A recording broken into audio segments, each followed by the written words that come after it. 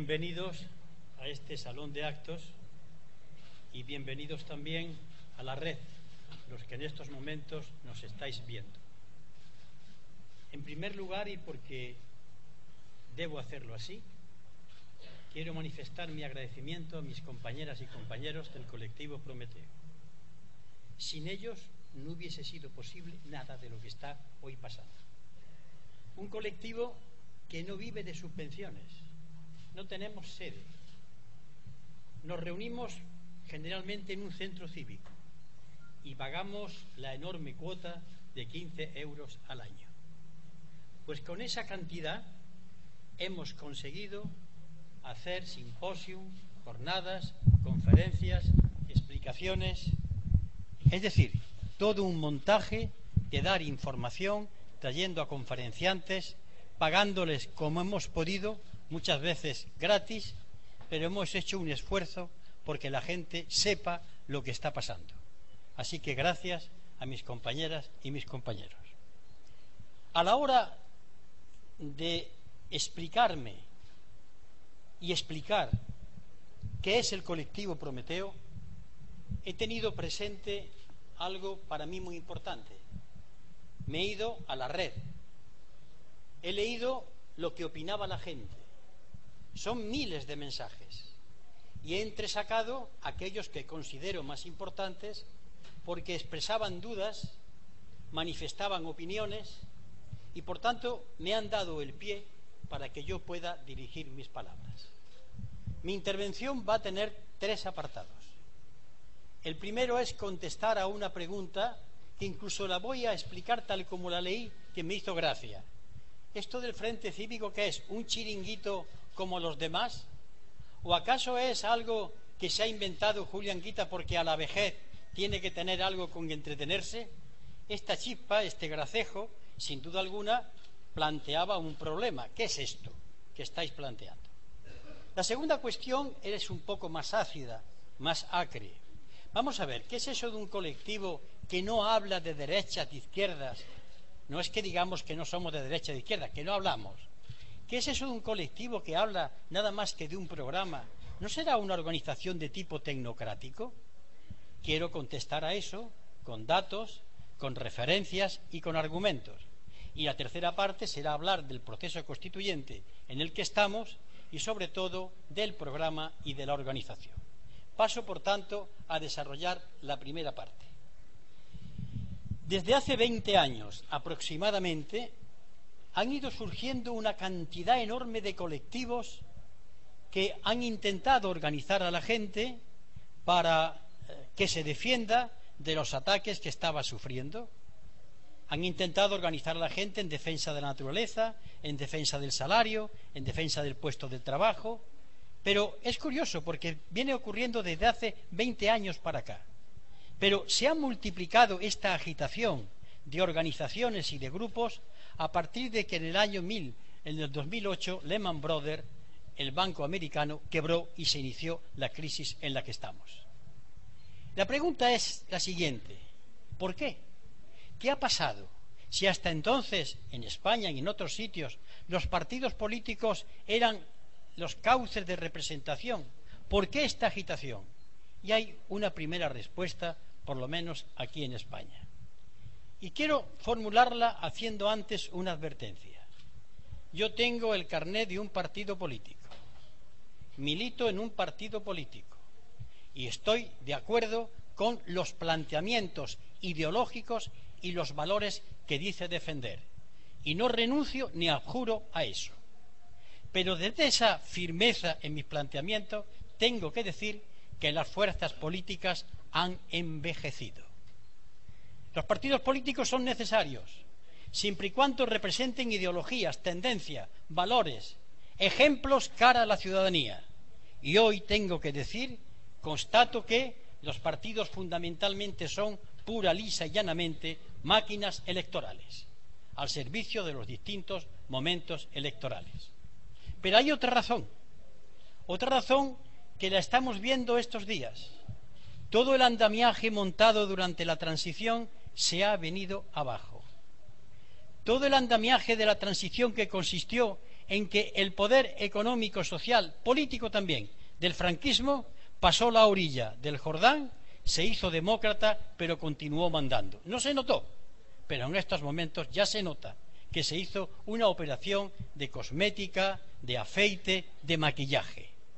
Eso ha hecho posible, por tanto, esta es la aplicación última de cómo colectivos como Socialismo 21, el cual está en Frente Cívico a título personal sus miembros, como Mesas de Convergencia, Foro Social, ATAC, colectivos ecologistas, Iniciativa de Clase, Iniciativa por la Rebeldía Ciudadana, Construyendo la Izquierda, varios procesos de refundación y el ya citado, o cito ahora, 15M.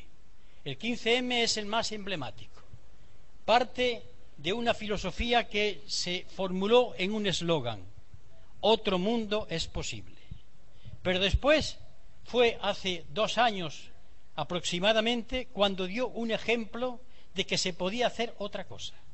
Movilizó a la gente, la entusiasmó, nos lanzó a la calle nuevamente, planteó sus nuevas visiones y aquello influyó en todos nosotros y sobre todo en mí por un eslogan que entonces lanzaron y que al final de mi intervención voy a repetir cambiándolo un poco: los de abajo contra los de arriba. Es un eslogan muy importante porque señala lo que está pasando en nuestro país. Pues a todos estos colectivos, pidiendo perdón por los que no he citado, o bien porque no tengo tiempo, porque no he caído en ellos, les quiero decir 3 cuestiones. La primera: nosotros, como ellos, formamos parte de esa corriente de contestación y búsqueda de alternativas. Somos de los vuestros.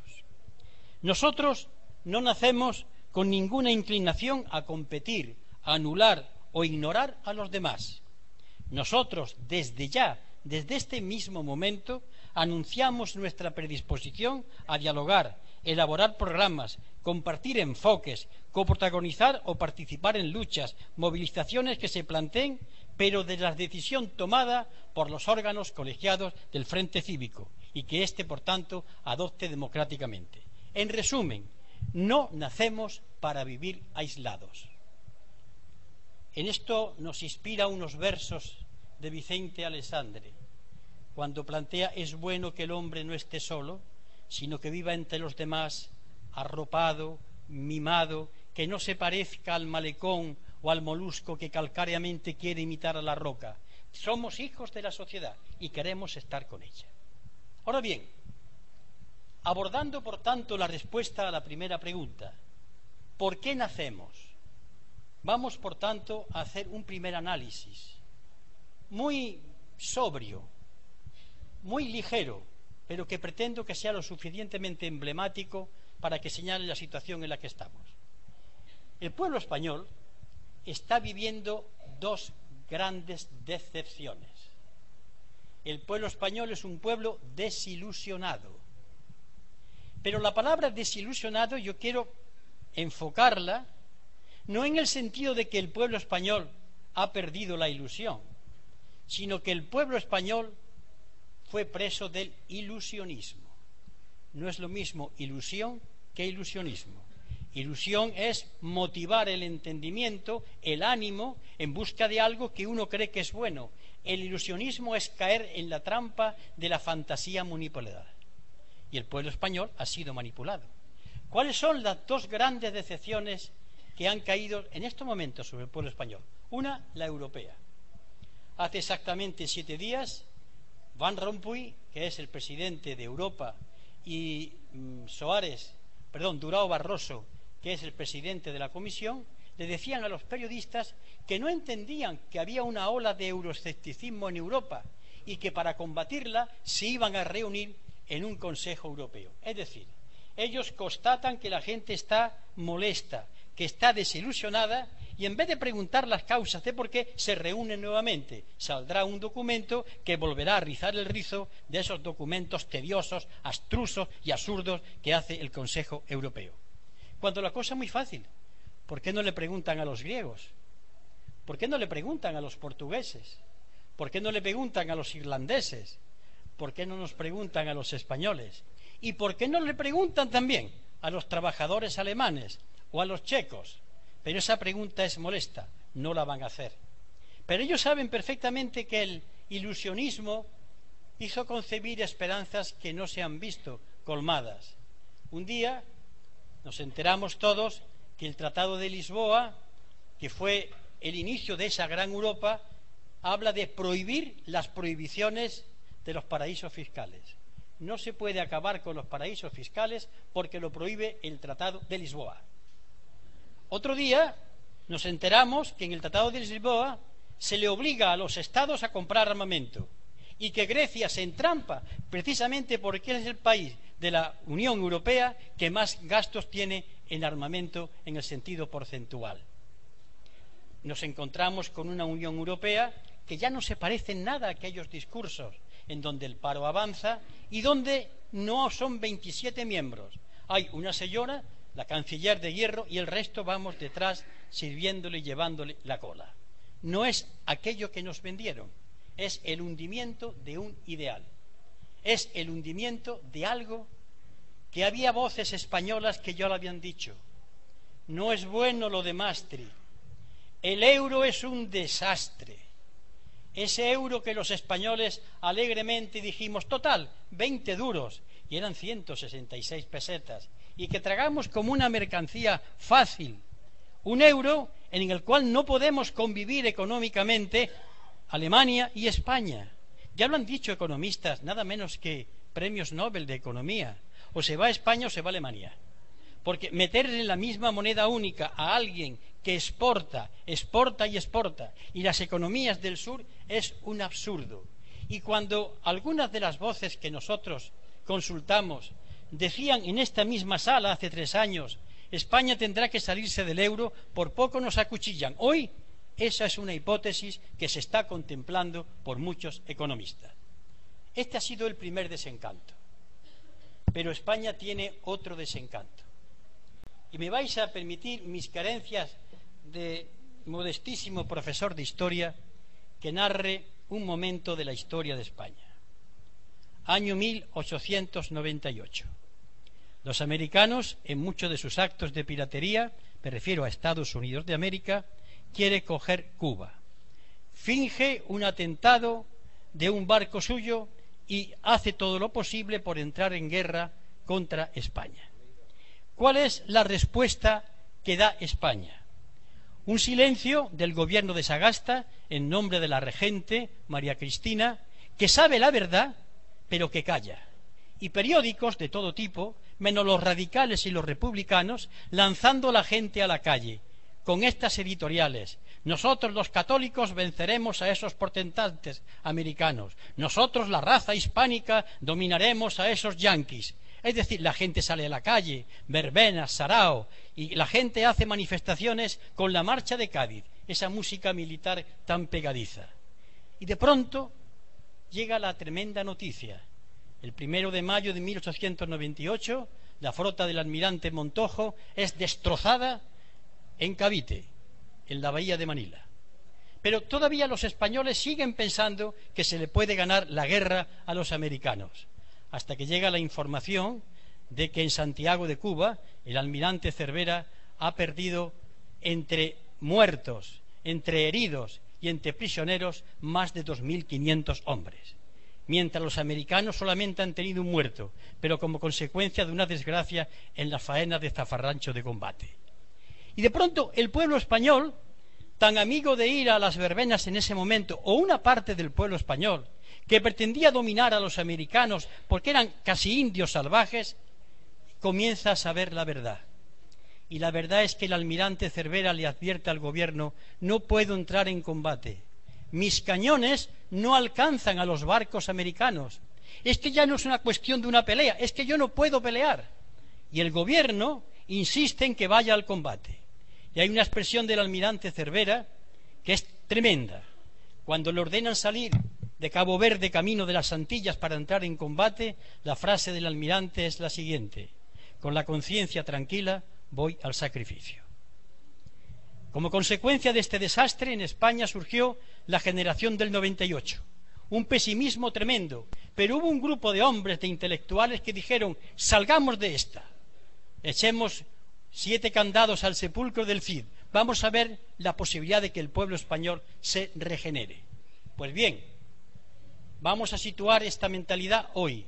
De pronto, un día nos enteramos que la banca española, que era tan buena que no debía, estaba infectada hasta los ojos de activos tóxicos, que debía hasta de callarse. De pronto nos enteramos, un buen día, que los ERES, las expulsiones de los trabajadores, se van a multiplicar. De pronto, un buen día, nos enteramos que empiezan a cerrar instituciones que financiaban a la gente 3.000 euros, los Cofidis, a pagar en cuántos plazos. Venga dinero. Un buen día nos enteramos que los créditos fáciles ya no se pueden dar porque no hay dinero. Un buen día nos enteramos que el ladrillo y venga a construir y venga a comprar pisos por la mañana y venderlos por la tarde se nos viene abajo y se pincha una burbuja.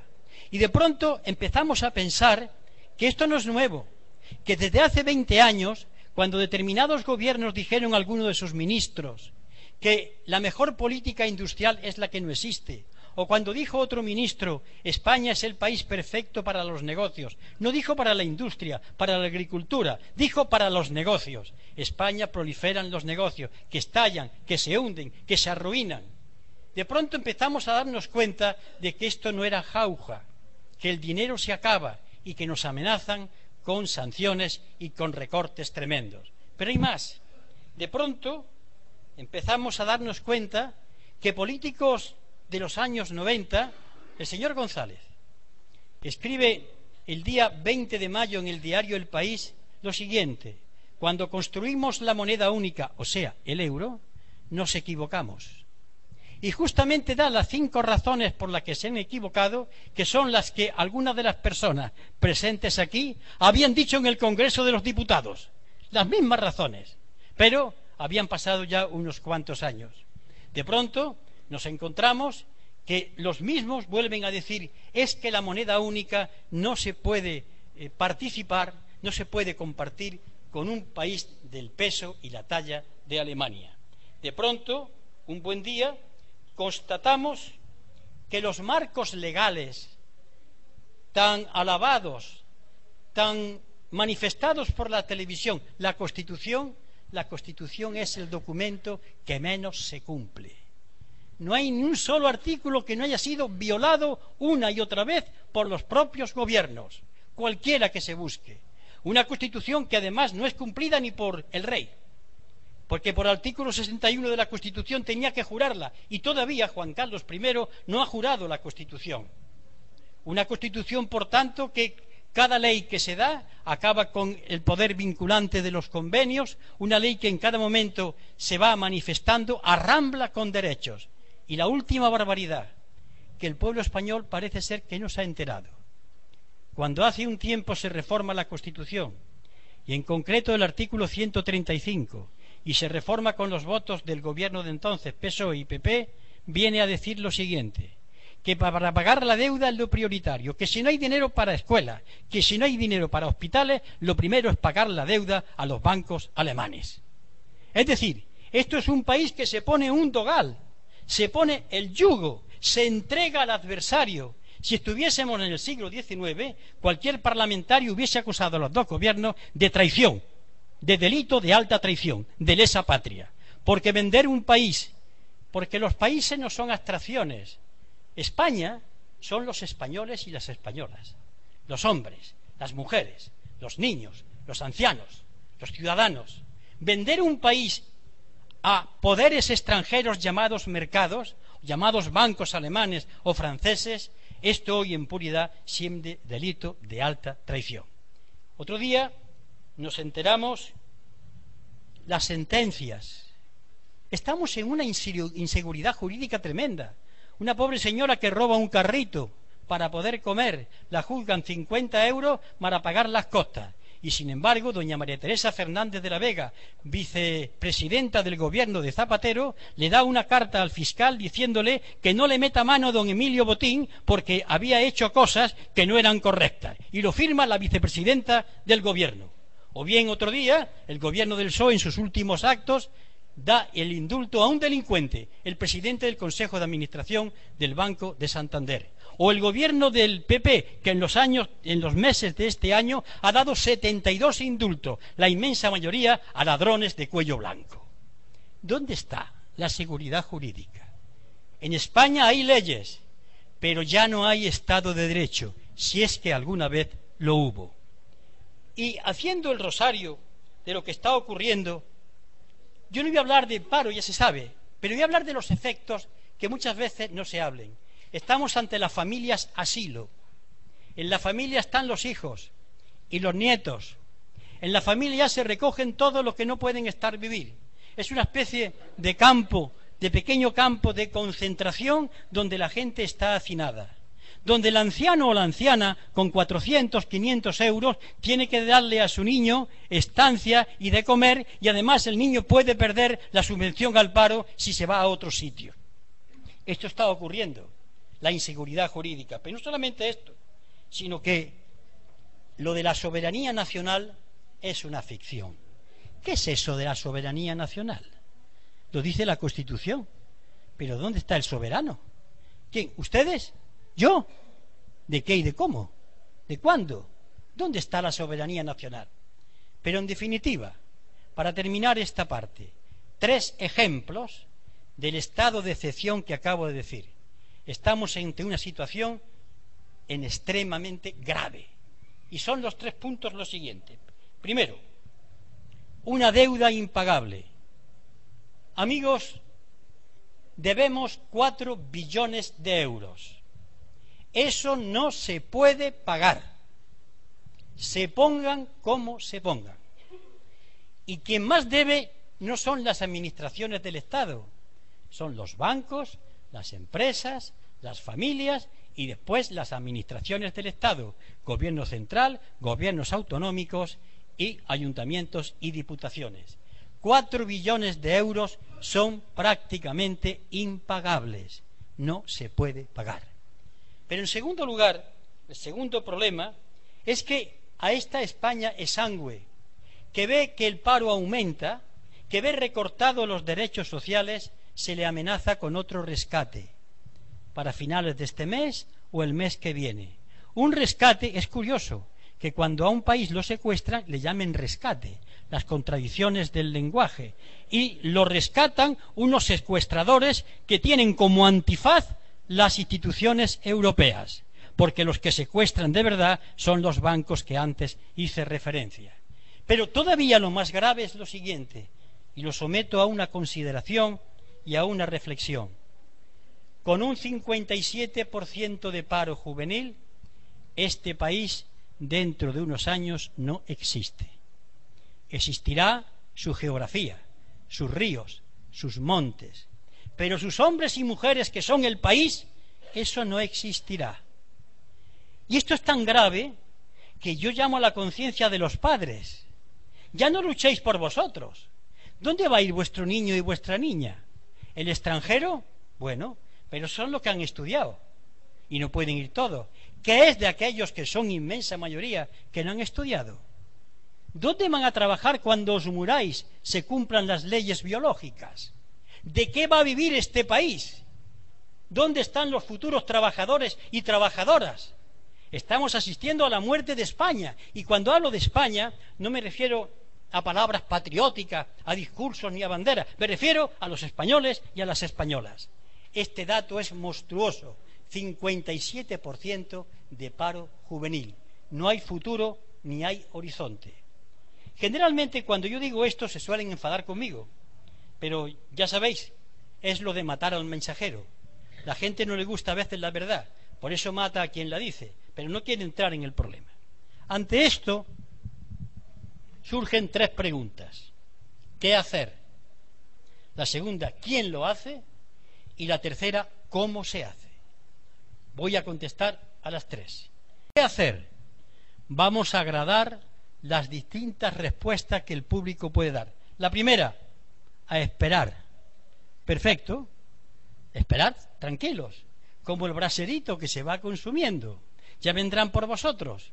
Porque es curioso que se fastidien los funcionarios, que no hacen nada, metiendo a los funcionarios solamente los hombres que escriben, olvidando a los bomberos, la policía, los profesores, los médicos, que se fastidien, hasta que han llegado por vosotros, los que no sois funcionarios. Vamos a hablar como pueblo y vamos a ver nuestros defectos. Nos alegramos cuando otro de los nuestros sufre, hasta que nos toca a nosotros, hasta que llega nuestro ERE, hasta que llega nuestro despido, hasta que a nuestra amiga, por quedar embarazada, la han puesto en la calle. Y por tanto, a esperar, pues bueno, moriremos tranquilos, sedaditos, calentitos, arropados en la última manta que nos quede, pero moriremos. La segunda alternativa, votar. ¿Unas elecciones? ¿Es que si mañana el actual gobierno sustituido por el otro va a cambiar esto?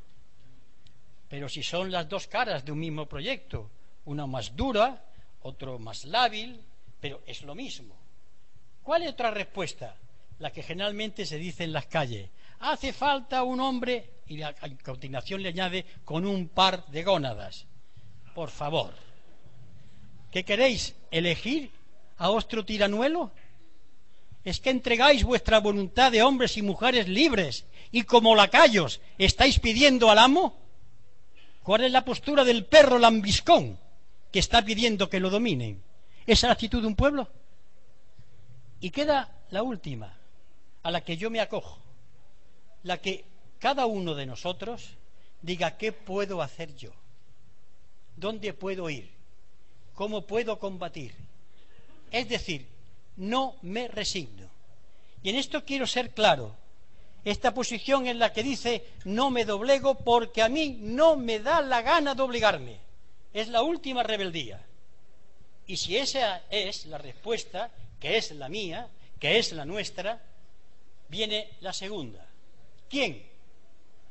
Y aquí hay que hacer un análisis que lo voy a hacer muy descarnado. No voy a decir palabras bonitas. Las respuestas de la mayoría. ¿Y quiénes somos la mayoría? Pues vamos a verlo en la pasarela, parado. Mayoría. Padres con niños y nietos en la casa. Mayoría. Clases medias. ¿Que creíais que estos problemas eran de los trabajadores? Ya son vuestros. Profesores, médicos, bomberos, arquitectos, ingenieros, ya estáis metidos en el mismo trullo. Son mayoría. Mayoría los que han puesto en la calle porque no pueden pagar la hipoteca. Ya sois mayoría. Mayoría las despedidas por quedarse embarazadas. Soy mayoría. Y cuando empiecen a pasar todos, es el 95% de la población española. Y todavía queda otros que no sufren todavía eso con tanta intensidad, pero que están hartos éticamente, hartos de ver tanta injusticia. Esa es la mayoría. Y esa es lo que tiene que hacerlo.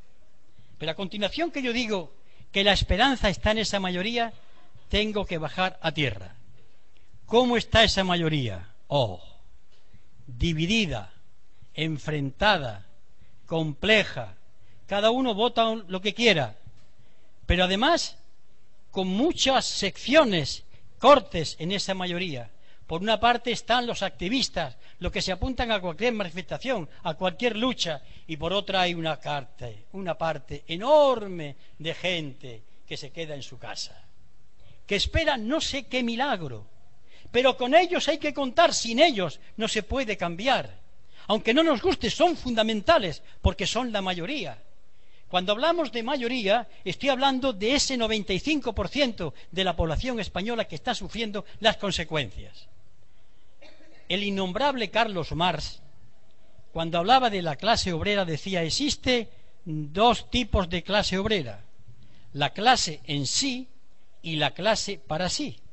La clase en sí eran los trabajadores, los obreros, y la clase para sí eran los obreros con conciencia y que trabajaban para sus intereses. Pues bien, el problema es pasar de esa mayoría en sí a una mayoría para sí, que ella se reconozca, que ella se dé cuenta de que son la mayoría, que aparque diferencias buscando un punto de encuentro, que vean en qué podemos coincidir, que vean con todas nuestras diferencias ideológicas, sociales, políticas, culturales, religiosas incluso, que vea en qué punto podemos coincidir para que esa mayoría sea el 95% constituido como soberanía nacional. ¿Y eso cómo podemos conseguirlo? Y aquí pongo el ejemplo que puse en esta sala hace unos días. Como dije antes, yo soy miembro de un partido político. Sin abjurar de sus principios ni renunciar a él, simbólicamente cojo mi carné y lo pongo en la mesa. Si esto os molesta, ya está ahí. Tranquilos, vamos a hablar. Deja tú también tu carné. Tu carné, esto no hay quien lo cambie. Deja ese carné, anda. Deja el carné. No vamos a conseguir nada. Deja ese carné también. Desnúdate como yo. Y vamos al encuentro, como diría Machado, unos y otros, a ver si hay un punto común que nos pueda unir. A ver si ante tanta diversidad, ante tanta complejidad, encontramos algo que nos pueda unir, que nos pueda hacer mayoría, porque solamente esta mayoría, puesta en el poder, no estoy hablando de una mayoría que piadosamente se reúna, quiero ser claro, cuando hablo de la mayoría hablo de poder. Lo que tenemos enfrente es un poder tremendo, un poder que no es Rajoy. Rajoy es su manijero mayor. El poder es el poder económico, que domina medios de comunicación, que domina industria, que domina la banca, que domina todos los resortes que hace posible que la sociedad esté dominada. Y vamos a enfrentarnos a ese poder. Pero claro, eso plantea dos cosas. ¿Estamos unidos siquiera en algo? Y en segundo lugar, vamos a un combate, y pongo el símil del boxeador. El boxeador antes de ir al combate tiene que hacer músculos. Esto no es de la noche a la mañana. Yo entiendo a la gente que sale enfadada a la calle a gritar porque acaba de quedarse en la calle. Yo también me sumo. Pero así solo no. O nos organizamos, porque el poder, cuando ha pasado la algarada, lanza a su policía, que también ellos tienen problemas, y aquí no ha pasado nada. La manifestación del otro día fue gigantesca. Han pasado 48 horas. Bueno, el gobierno ha retomado el pulso. Por tanto, no podemos caer en la trampa de hacer gigantescos actos, que yo creo que hay que hacer, pero confiar que con solo su celebración hemos resuelto el problema. Hemos reunido a 3 millones de españoles. Pues muy bien, un magnífico perol. Pero de eso, ¿qué es lo que viene después? Este es el kit. Porque frente al poder hay que ponerle otro poder, el poder de la soberanía nacional. Y lo que, si lo queréis, lo digo con otra metáfora incluso militar. Ante un ejército hay que oponerle otro. No se le puede operar gente que va por libre. Lo que pasa es que para constituir esa mayoría hay que tener la paciencia de un orfebre, el virtuosismo de un violinista, la paciencia del santo Job, la serenidad de la persona menos nerviosa del mundo. Estaba diciendo que si para conseguir unir a la mayoría, desde el pacto, el acuerdo, hay que buscar el entendimiento en torno a un programa, es verdad que los programas tienen ideas. Los programas que se hacen no están hechos fuera de las ideas. Yo, que he sido alcalde, os puedo decir lo siguiente, un experimento. Me dais un programa de un ayuntamiento, y yo me vuelvo de espaldas, y viendo los números digo, este ayuntamiento es de tal color político. A veces me puedo equivocar, porque hay cada cosa, pero viendo los números, yo ya sé por dónde van, porque los programas no son neutros. ¿Cuáles son los principios en los que podemos estar todos de acuerdo? A ver quién no está de acuerdo con que el Frente Cívico defienda la solemne Declaración de Derechos Humanos de las Naciones Unidas de 10 de diciembre de 1948. A ver quién dice que no está de acuerdo con que el ser humano tiene derecho a un puesto de trabajo. A ver quién dice que no está de acuerdo que deben los trabajadores tener vacaciones periódicas pagadas. A ver quién no está de acuerdo con que una mujer trabajando en el mismo sitio que un hombre no cabe exactamente lo mismo. A ver quién está en contra de que la gente no tenga derecho a vivienda. A ver quién está en contra con que cuando está alguien parado tiene que recibir una subvención. Eso es los derechos humanos. Es decir, pero los derechos humanos no son el sueño de una noche de verano. Hay un momento en que esa solemne declaración de la fecha que he dicho anteriormente, los gobiernos de todos los países del mundo juraron solemnemente que las iban a cumplir. En concreto, el 27 de julio de 1977, el presidente Adolfo Suárez puso su firma comprometiendo al Reino de España que eso se llevaría a cabo. Por tanto, cuando yo estoy planteando la Declaración de Derechos Humanos y los documentos que han salido de ella, como la Carta Social Europea y unos cuantos más, estoy hablando de una ley que los gobiernos se han comprometido y que tiene estas características que acabo de decir. Es decir, es muy importante esto. Nosotros pedimos a los gobiernos que cumplan las leyes que ellos han hecho y que no han cumplido. No somos nosotros los fuera de la ley, son ellos que no las cumplen. Primera idea, derechos humanos. La segunda, una pequeña reflexión. El otro día en televisión estuve viendo un programa. Me llamó la atención, porque ya están los norteamericanos, que en muchas cosas van por delante, pensando en cómo pueden hacer surgir la vida en el planeta Marte. Y dirías, ¿y qué tontería? No, no. La humanidad tiene ya 7.000 millones de habitantes. La humanidad tiene problemas que van acelerándose continuamente. Y no es de descartar que en un día esta raza humana tenga que ir a otro sitio. Pues bien, ¿podemos evitar que eso ocurra o por lo menos podemos retrasarlo? Sí. ¿Y dónde está eso? Hay un documento que para mí es de obligada lectura, está en Internet, se llama La Carta de la Tierra. A ver quién está en contra de que cuidemos el planeta Tierra, de que hagamos otro desarrollo sostenible, que vivamos de otra manera, que consumamos de otra manera, que hagamos redes económicas alternativas, que volvamos nuevamente a las relaciones comerciales de una sociedad no enajenada por las grandes superficies. La Carta de la Tierra. Y después 4 principios clarísimos, que creo que nadie estará en contra de ellos. Democracia, pero cuidado, democracia no es a votar cada 4 años. Eso francamente es una visión muy reducida de lo que es democracia. Eso es, permitidme esta explicación, la palabra que tanto utilizamos en Córdoba en la calle. Eso es un parche.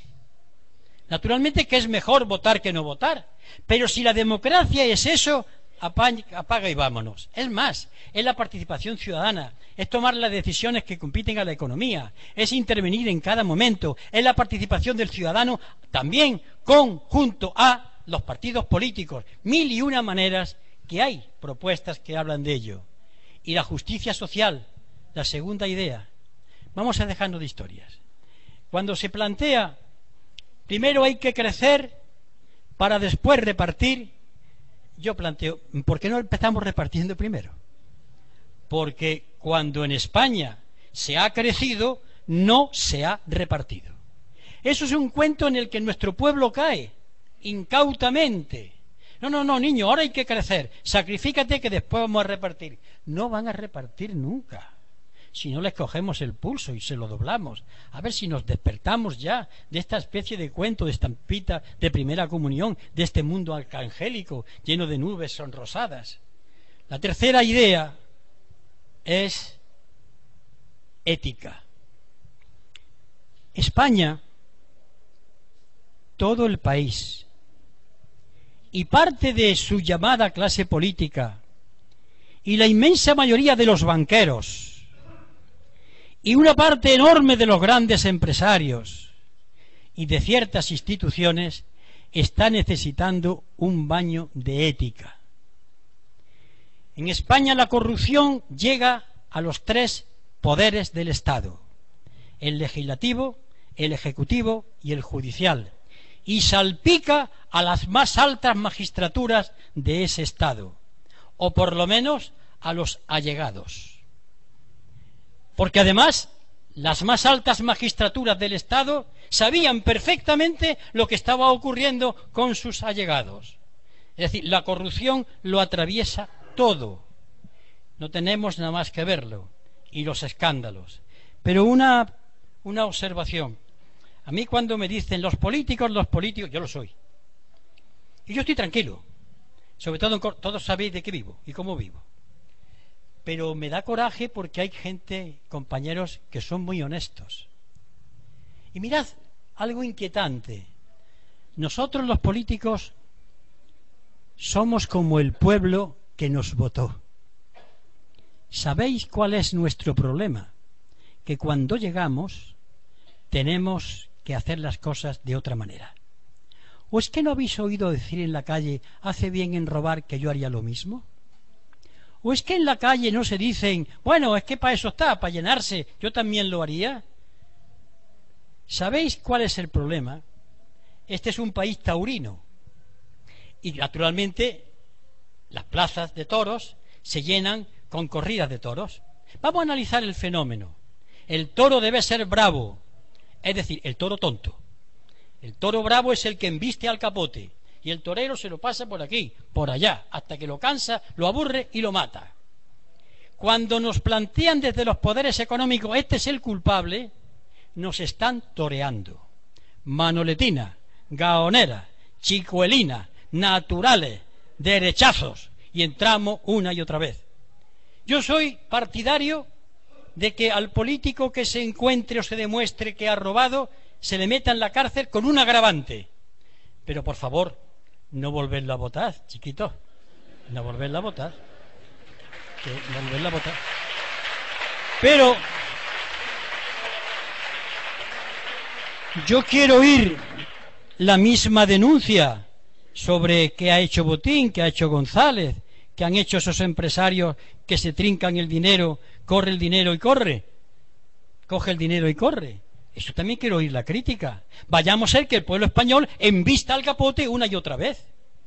Si fuésemos el toro, si el toro fuese listo, embestiría al torero.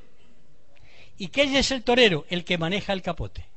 Y el que lanza las campañas de que estos son la clase política, yo no me siento aludido, porque en mi vida he vivido como vivo, naturalmente de lo mío, pero no quiero que a mi pueblo lo engañen y lo toreen.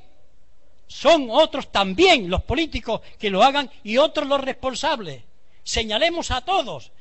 Cuando hay un político que sobornan, hay un empresario que le ha dado el sobre y a una autoridad que ha hecho la vista gorda. O ha habido un juez que ha sobreseído el expediente. Vamos a por todos los toreros. No invitamos solamente a un capote. Pues bien, eso es la justicia social, entendida con que la gente viva del fruto de su trabajo. Y en último, la ética cívica, y en último lugar, la cultura. Miren ustedes, mirad compañeras y compañeros, sin cultura no hay países. Sin la cultura, que no es solamente saber muchas cosas, sino es tener curiosidad, como ciudadano interesarse por lo que está pasando. Como yo estoy mucho en la calle, y además en la calle incluso a veces jugando al dominó, al cual tengo derecho, se me acerca la gente. Y pasa algo que yo quiero que penséis en lo que está ocurriendo cuando esto acontece. ¿Qué pasa? Anguita, me dicen uno, otro, don Julio. Bien, ¿qué pasa? Lo que está pasando es culpa de ese tío y a continuación lanza un insulto contra el presidente del gobierno. Ahora le toca a Rajoy, pero otras veces le tocó a Zapatero, otras veces a Aznar. Y cuando yo le digo, un momento, esto no es cuestión de que este señor sea un hijo de tal o de cual. Este señor hace una política equivocada, que consiste en, no, yo no quiero saber. Entonces mi respuesta es muy dura, fastídiate. Cuando un ciudadano no quiere saber dónde está el problema, cuando encuentra a alguien que se lo va a explicar, cuando quiere la comodidad de que yo diga, sí, este es un hijo de tal, ya se siente satisfecho en su ego, y yo digo, a mí no me da la gana. Tú no quieres saber lo que ocurre, tú no tienes curiosidad, conmigo no tienes nada que hacer. Hay que saber.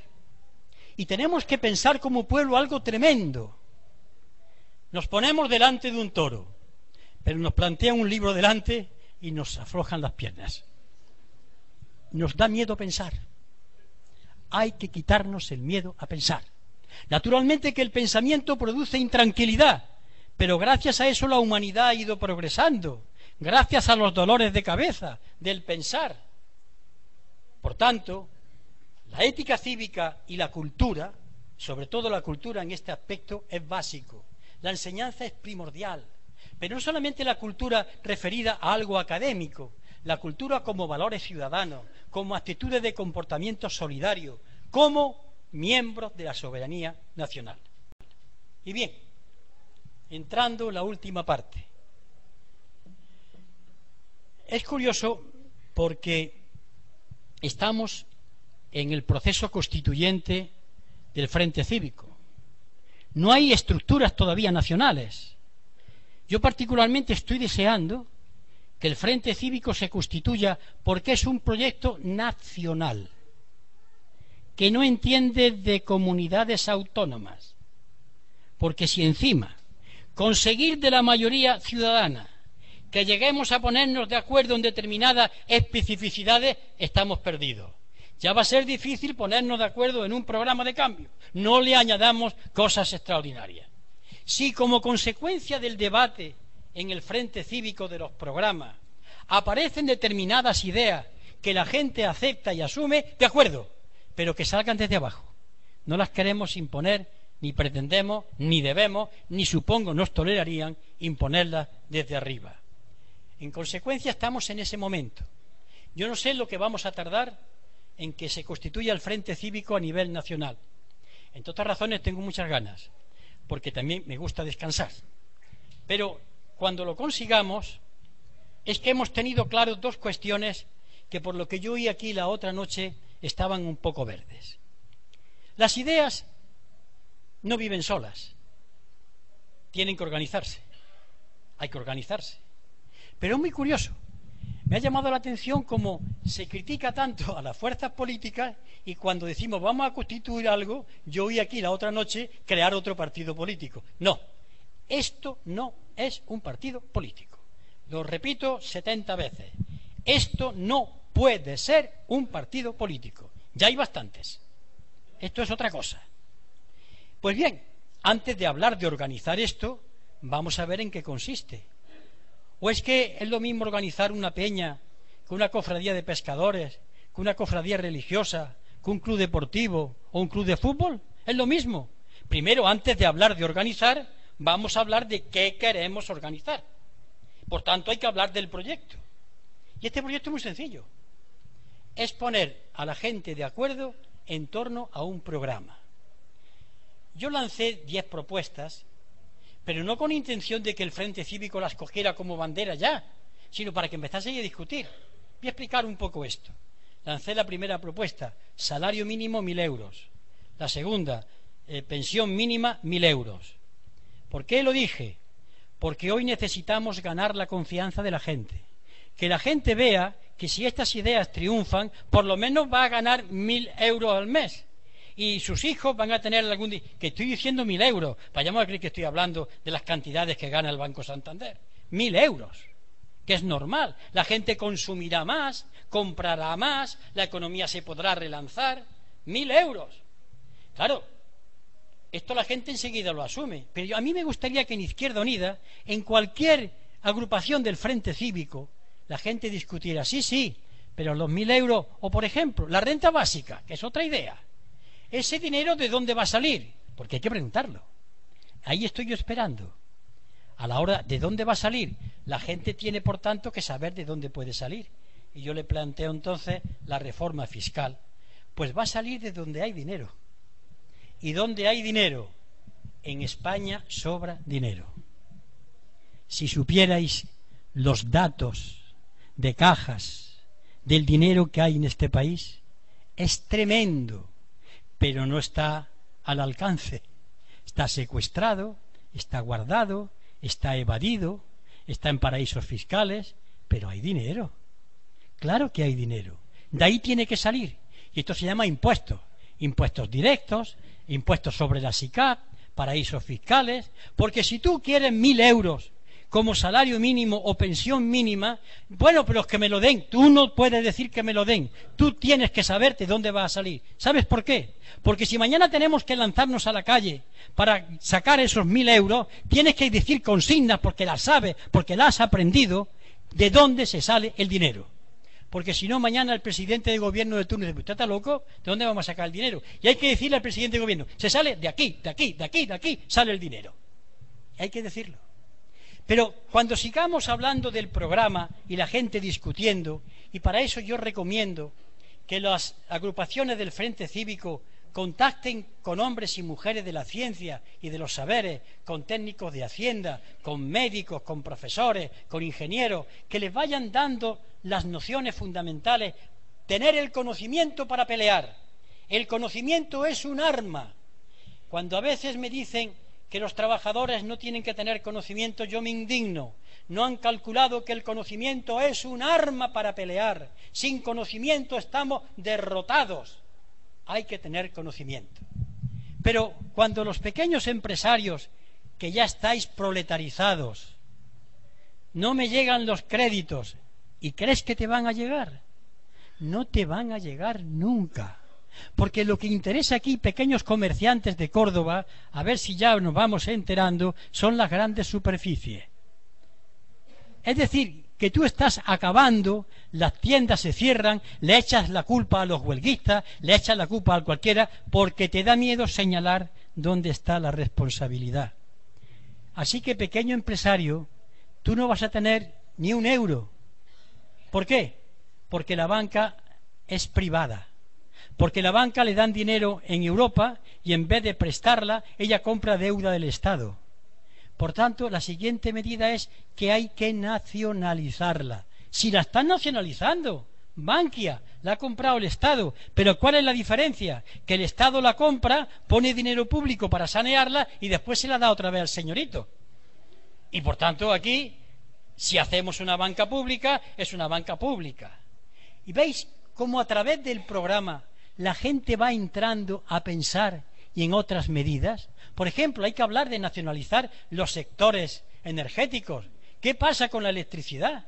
¿Qué pasa con el gas, sea butano o gas natural? ¿Qué pasa con los ferrocarriles? ¿Qué pasa con las presas hidráulicas? Hay que ver los canales de comercialización. ¿Cómo un tomate vale, yo qué sé, 1 céntimo de euro en Almería o en cualquier huerta de Córdoba y cuando se vende en Madrid vale 2 euros o 3 euros el kilo? ¿Qué ha pasado aquí? Ahí hay que entrar. Ahí tienen que entrar los poderes públicos. Pero los poderes públicos no van a entrar mientras no tengan a una mayoría que está en la calle insistiendo en que esto tiene que ser así. Por tanto, el programa en el Frente Cívico es su meollo, es su alma. Sin programa, el Frente Cívico sería una organización como otra cualquiera.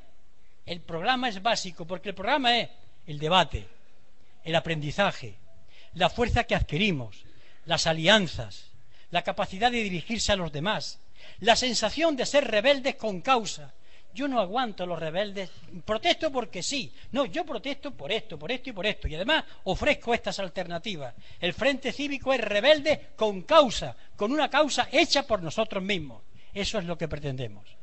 Y ahora que hemos hablado de eso, hay que hablar de la organización. ¿Cómo organizamos esto? Por favor, no empecemos, que el otro día lo oí, a empezar a hablar de una organización con estatutos, con medidas disciplinarias. No, hombre, no, apuntaros, porque hay que saber quiénes somos a la hora de votar, y sobre todo la mejor disciplina es que la gente vaya con buen talante, con buen rollito, que la gente vaya a escuchar, sobre todo cuando esto no aspira a ser concejales ni diputados, que está en el origen de muchos enfrentamientos. No el que quiera ser y vaya en una lista de un partido político, por supuesto, bienvenido está. Pero esto no se va a presentar a listas electorales. De modo que esa tentación de enfrentar a unos con otros por conseguir el escaño aquí no existe. Aquí existe otra dimensión, otra visión. Por tanto, tiene que ser una organización flexible, una organización que esté al servicio del programa, de la participación, que sepamos quiénes somos. No puede ser una organización, como ha dicho mi compañera Pepa, que todavía pues, hay sitios que no sabemos los que estamos. Calculamos, según hemos visto el otro día, que pueden ser en torno a 20.000, aunque tenemos 6.500 fichas. Pero es que uno dice, no, tú te apuntas. No, da un paso. Compañeras y compañeros, esto de apuntarse por delegación, esto aquí no vale. Porque aquí somos ciudadanos y damos la cara. Yo me apunto o no me apunto. Pero ¿se va a apuntar mi primo hermano que me va a representar? No. El primer elemento de un frente cívico es la conciencia ciudadana y un mínimo de valor ciudadano. Apunto y doy mi nombre. Y aquí estoy. Porque si empezamos con ocultarnos, en disfrazarnos o ponernos el antifaz o el embozo de la capa, es que francamente tenemos más miedo que 7 viejas. Pues vamos a dejarlo, teniendo en cuenta además que aquí no nos jugamos nada, no hay riesgo de nada, simplemente perder un poquito de esa dulzona, de esa embriagante y narcotizante tranquilidad de la mesa camilla con la flor de estufa y el televisor encendido. Y de esta riqueza de voluntad que desafía la realidad, vamos a hacer que personas que tienen, por estar jubilados, porque tienen algunos medios económicos, porque tienen algunas infraestructuras, junto al Grupo Prometeo, sea esta comisión de organización que pueda permitir que de aquí a unos meses se celebre el primer Congreso Nacional del Frente Cívico y entonces el Grupo Prometeo le entrega las llaves simbólicas de lo que es y dice empezar a trabajar. Y yo me habré ganado un buen descanso, que también tengo derecho al mismo. Hasta entonces tenemos que estar trabajando. La siguiente idea, paciencia. Esto no es hacer un churro. Paciencia. Fijaros lo que supone que esta mayoría que está enfrentada, dividida, parcializada, ponerla de acuerdo en algo. La de paciencia que hay que echar. Pero además es que no hay otra salida. Paciencia. Esto no se puede en quemar etapas. Nosotros iremos a las movilizaciones que haya que ir, a los encierros que haya que ir, pero sabiendo que tenemos que construir la fuerza del boxeador, músculos, ejercicios, organización para preparar un contrapoder, frente al poder un contrapoder, y eso exige de una cierta disciplina y exige de un cierto tiempo. Esto no es aquí te pillo, aquí te mato, paciencia. En otro caso, si estuviese en otra sede, diría paciencia revolucionaria. El 15M dijo los de abajo contra los de arriba. Yo me voy a permitir corregir un poco. Los de abajo frente o contra lo de arriba. ¿Por qué le he quitado la S? Porque los son personas, lo son más cosas. Lo son las personas de arriba, pero también son las ideas de las personas de arriba que han llegado a calar abajo. Cuando yo me encuentro en mis conferencias me dicen, señor Anguita, es que hemos vivido por encima de nuestras posibilidades. Digo, ¿tú? ¿Yo? Es decir, las ideas de ellos han calado en los dominados. Es cuando el esclavo bendice al amo. Gracias por pisarme, mi amo. Qué bien estoy que usted me pise. Por tanto, luchar contra lo de arriba es luchar contra los que dominan y también contra las ideas que le permiten dominar. Hoy no existe la esclavitud, pero existe una esclavitud mucho más inteligente. No te secuestran el cuerpo, te secuestran el pensamiento. Lo que usted diga, ¿qué razón lleva? No, si es que estamos todos muy mal, la culpa la tiene separado sin vergüenza. Esas son las ideas de arriba. Tenemos que librarnos de ellas. Por eso digo, los de abajo contra los de arriba.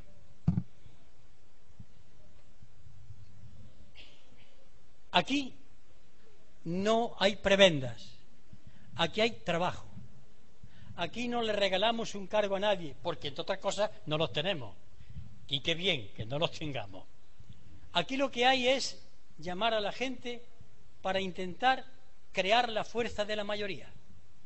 Y cuando se tenga la fuerza de la mayoría o en el proceso de construcción, echarla en el poder. Quiero ser claro, lo dije el otro día, hasta lo que se llama la rebelión ciudadana, hasta lo que se llama bordear la legalidad, porque cuando esto se hace desde la mayoría ya es legal. Cuando la mayoría es la que hace algo que en otro momento era ilegal, ella lo hace legal.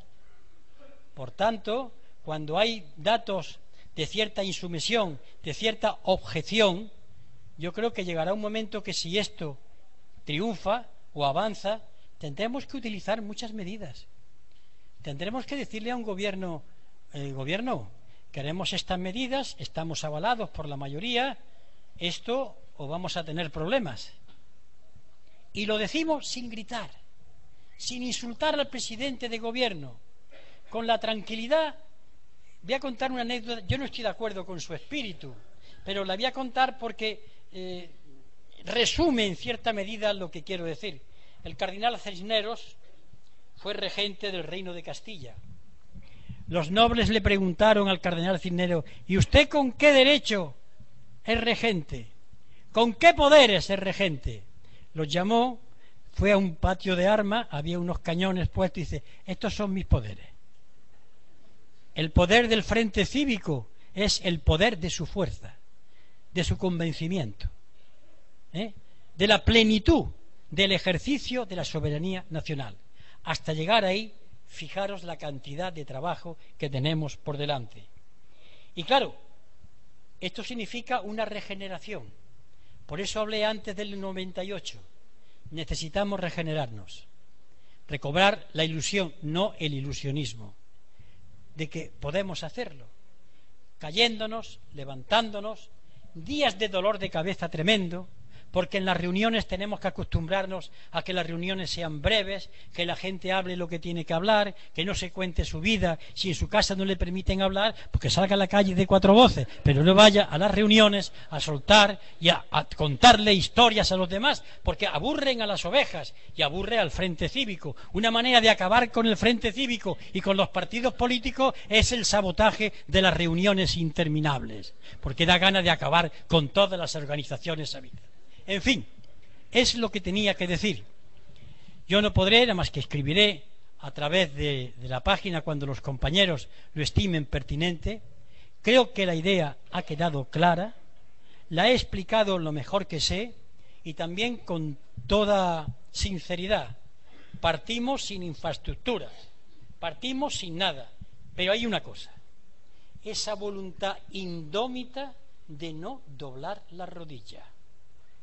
Eso es un gran valor. El nosotros, constituidos en nosotros, el yo más yo más yo, desaparece muchos yoes y nos transformamos en el nosotros. Ese nosotros es la fuerza. Tendremos locales y tendremos, pero primeramente tengámonos a nosotros mismos. Porque puede que tengamos locales y no estamos nosotros, cada reunión será un enfrentamiento de unos con otros por una cuestión baladí. Pues nada más y muchas gracias por haberme soportado.